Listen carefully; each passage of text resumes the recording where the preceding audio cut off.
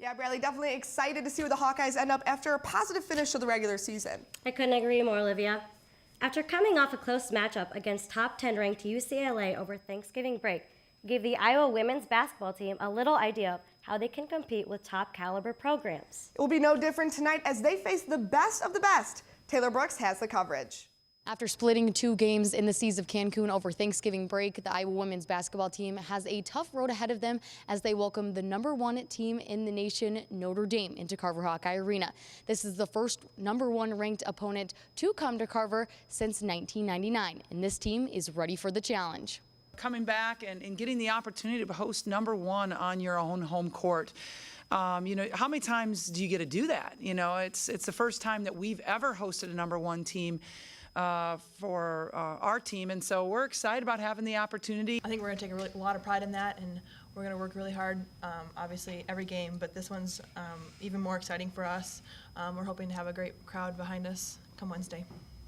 You can tell our team just in practice is excited about the opportunity to take down #1 on our home court. I mean, home court advantage, and I think our energy will help us out with that intensity during the game. We know that they're a very good basketball team, and they've been here to Carver before. But certainly, testing yourself against the best, it's going to help our RPI. There's no doubt about that. And, I feel like coming in this game, we have absolutely no pressure. We're going to use this game to, upsets and opportunities to get better and to go against the best.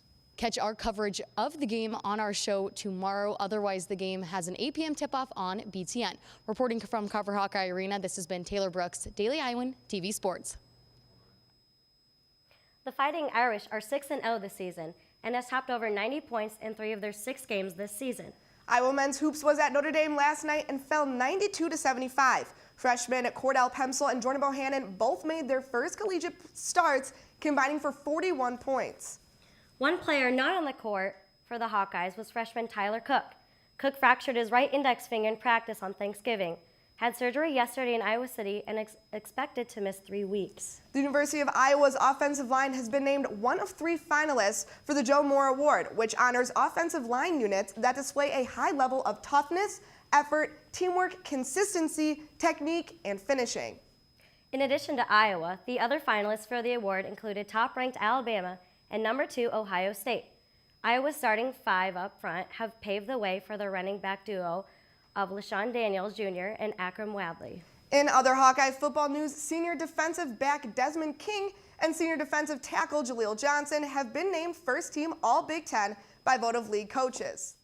King recorded 53 tackles and 7 pass breakups, while also collecting 2 interceptions. He also has 13 career interceptions to tie for 4th on Iowa's career list. Johnson led Iowa with 7.5 sacks and 10 tackles for loss. His tackle for safety was a key play for the Hawkeye defense in a 14-13 win over 3rd-ranked Michigan. Johnson finished the regular season with 54 tackles.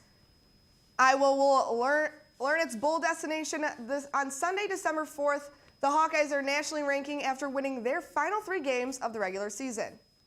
After posting a 34-3 victory over Purdue this past weekend, the Iowa wrestling team faces a more difficult task against a ranked opponent this Friday. Colin Murphy has more. Entering Friday night's matchup with 20th ranked South Dakota State, head coach Tom Brands expects his team to be ready for a beehive-like environment. They're going to have an environment. It's going to be a beehive. I said that last week. Not looking ahead. I said we weren't looking ahead past Purdue, but we had one eye on this dual meet. The environment's going to be fun. And we have competitors here that are about that anyway, going into enemy arenas, and this is going to be similar to Edinburgh 3-4 years ago, whenever that was. I mean, that's kind of what Tom's been saying, and that's kind of what I'm expecting it to be like. But to me, it's kind of like once I'm there and once the whistle blows, all that stuff kind of just goes away. So it doesn't really matter who's rooting for me or against me or anything like that. Once the whistle blows, it's another match. So that's kind of how I approach it. We got to be ready. We got to be ready going in there, and I just gave him a lot of kudos and a lot of compliments, and really it's about our guys going in there and doing what they do best, and and that is wrestling their match, and we got to score points. When it comes down to it, Tom Brands believes his team needs to execute their game plan and get bonus points if they want to handle the crowd and leave South Dakota with a victory. Reporting from Carver Hawkeye Arena, this has been Colin Murphy, Daily Iowan TV Sports. The Hawkeyes travel to South Dakota to face South Dakota State Friday night at 7:30. Bradley, back to you.